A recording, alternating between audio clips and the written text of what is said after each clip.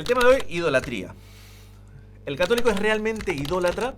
Muchos hermanos separados lo dicen. Para los hermanos separados, si están viendo este video, por favor, nadie en su sano juicio, dentro del mundo católico, nadie que yo conozca, piensa que dentro de una imagen de yeso está Dios. Nadie lo piensa. Nadie piensa que en la fotografía, en el póster que tú ves pegado ahí, está Dios. Nadie piensa que ahí dentro está Dios. Ningún católico lo piensa, pero no sé por qué los evangélicos o dentro del espectro evangélico insiste tanto en esto como si nosotros creyéramos realmente eso. Escúchenme, no es así. Que se brinda un respeto a las imágenes, que se han hecho algunas imágenes, sí. ¿Por qué? Comencemos con el sentido común. ¿Qué son los santos para nosotros? Los santos son aquellas personas que han logrado vivir de manera heroica el amor a Dios y el amor al prójimo. Entonces los tenemos aquí. Hay gente que se nos presenta como ejemplos a seguir. Son los héroes. Así como mi padre es naval y estaba la imagen de Miguel Grau por todos lados, porque era el peruano del milenio, era la imagen del marino, el caballero de los mares, aquella que todos debían imitar, y se presentaba como ejemplo. La iglesia presenta a los santos como ejemplo. Entonces vemos las imágenes de los santos para recordarnos que hubo gente que amó de manera heroica a Dios y al prójimo. También hay imágenes que hacemos porque el hombre es un ser de sentidos, de signos, tiene que ver, tiene que tocar, que nos ayudan a evocar, o sea, a conectarnos con Dios. Porque a veces en la oración, en lo etéreo, es muy difícil poder concentrarse y trasladar esos pensamientos, esos sentimientos al Dios vivo y verdadero. Entonces, como una ayuda, no indispensable, pero como una ayuda, están las imágenes que nos mueven a piedad, que nos ayudan a recordar, que nos ayudan a trascender. Muchas veces yo he hecho mi oración mirando, qué sé yo, algunas cruces. Yo recuerdo que en un convento había una cruz en tamaño natural, con el Cristo crucificado, y cuando tú te colocabas debajo de esa imagen y mirabas hacia arriba, veías el rostro de Cristo y de verdad que se te compungía el corazón. ¿Que es necesario? ¿Que es obligatorio? No. ¿Que ayuda? Sí. Y que es una buena manera de que el arte, o sea, Dios es verdad, bondad y belleza, que la belleza de la creación y de lo que el hombre pueda realizar te acerque a Dios. Partamos con esto, con el sentido común. Primero, el católico no crea que ahí está, que está dentro. Y simplemente las imágenes son evocaciones de... nada más. Dicho esto, ¿parte de la doctrina de la iglesia enseña la idolatría? ¿Qué dicen las fuentes oficiales? Vamos a ver el catecismo. Este es un resumen de la doctrina de la iglesia. El catecismo de la iglesia católica. Aquí está más o menos resumido qué es lo que creemos, por qué lo creemos, algunas fuentes bíblicas, fuentes de los padres de la iglesia, citas de santos y demás. Bien interesante que lo lean. ¿Qué dice el catecismo acerca de la idolatría? Punto 2112. El primer mandamiento condena el politeísmo. Exige al hombre no creer en otros dioses que el Dios verdadero y no venerar a otras divinidades que al único Dios. La idolatría no se refiere solo a los cultos falsos del paganismo. Es una tentación constante de la fe. Consiste en divinizar lo que no es Dios. Entonces, la iglesia enseña la idolatría. Aquí mismo lo está condenando. Te está diciendo que no debes atribuirles cualidades divinas a aquello que no es Dios. Entonces, no, la iglesia no enseña la idolatría. ¿Pero por qué? Si la Biblia dice que no hagas imágenes y... Bueno, ahora vamos a usar la Biblia y te voy a demostrar con la Biblia a qué se refiere. Recordemos que todo texto fuera de su contexto es solo un buen pretexto. Usemos el cerebro que Dios nos ha dado para poder ver la figura completa. No solo un pedacito, no solo un extracto de un capítulo, sino la Biblia, porque la Biblia no se lee seccionada. Es un solo libro, entonces se lee a la luz de otros pasajes que a veces están simplemente un poquito más abajo, no en un párrafo concreto, sino un poquito más abajo se termina de explicar lo que se dice más arriba. Bueno, vamos a la Biblia. Éxodo capítulo 20, ¿no? El Decálogo. Dios pronunció estas palabras: yo soy Yahvé tu Dios, que te ha sacado del país de Egipto, del lugar de la esclavitud. No tendrás otros dioses fuera de mí. No te harás escultura ni imagen alguna de lo que hay arriba en los cielos, abajo en la tierra, o en las aguas debajo de la tierra. No te postrarás ante ellas ni les darás culto, porque yo, Yahvé tu Dios, soy un Dios celoso que castigo la iniquidad de los padres en los hijos hasta la tercera y cuarta generación de los que me odian. Una pausa. Contexto. El pueblo judío es un bicho raro en todo el mundo mundial. Todo el mundo es politeísta.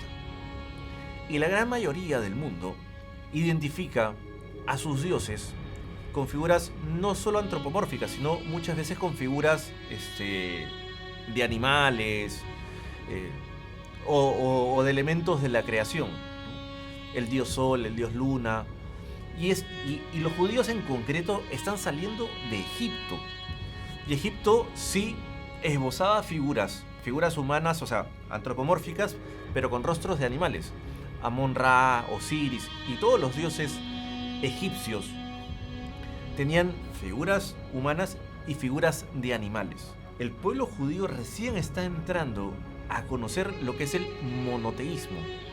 Hay una hay una pedagogía divina que poco a poco se va revelando y poco a poco las exigencias se van dando.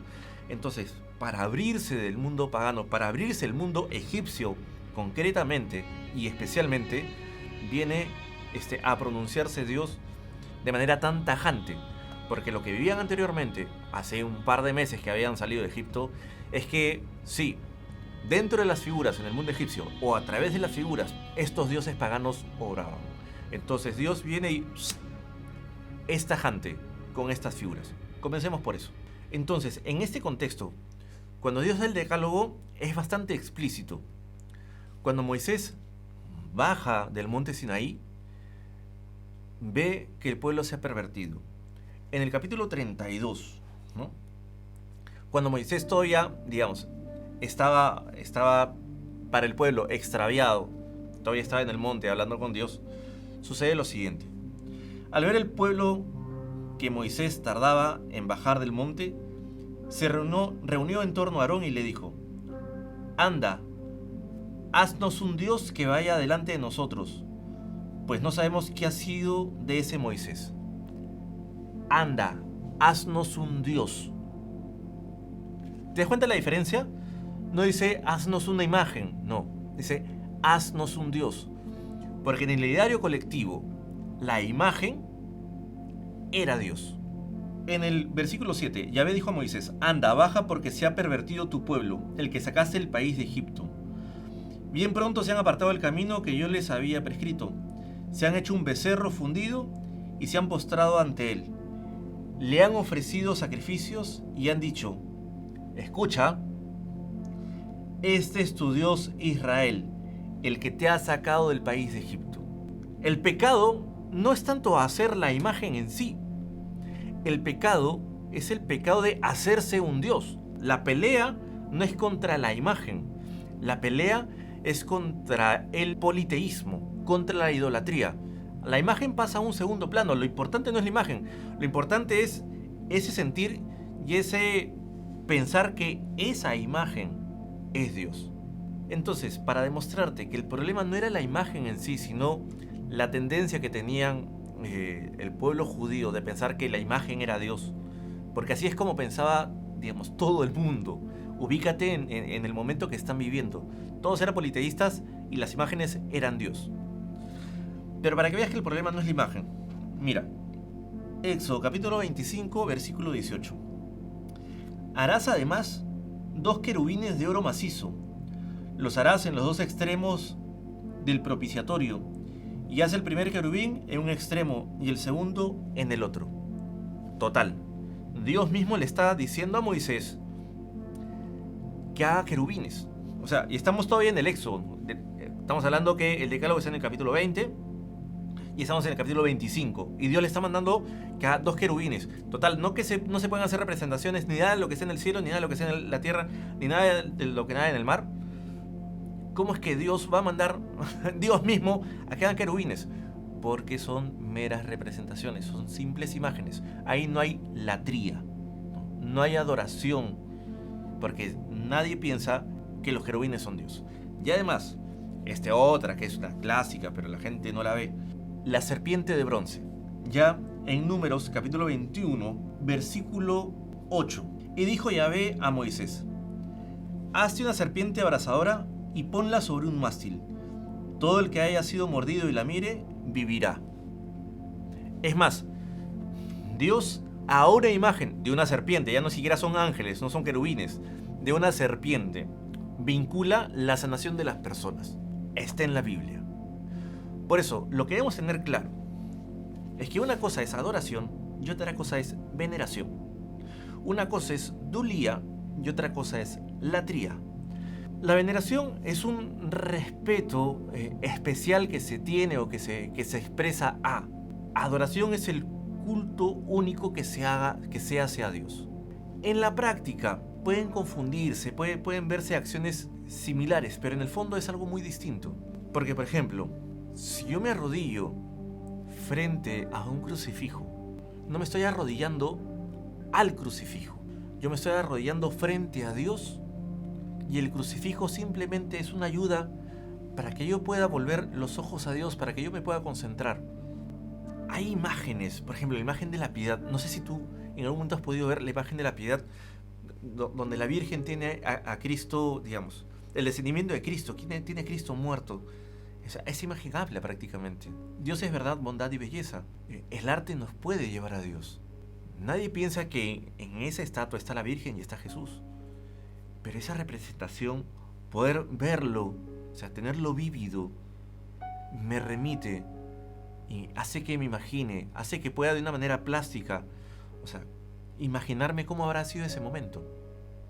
¿Que necesitamos de las imágenes? No. Yo no me arrodillo frente a la imagen o para la imagen. Yo me arrodillo delante de Dios y uso la imagen como medio.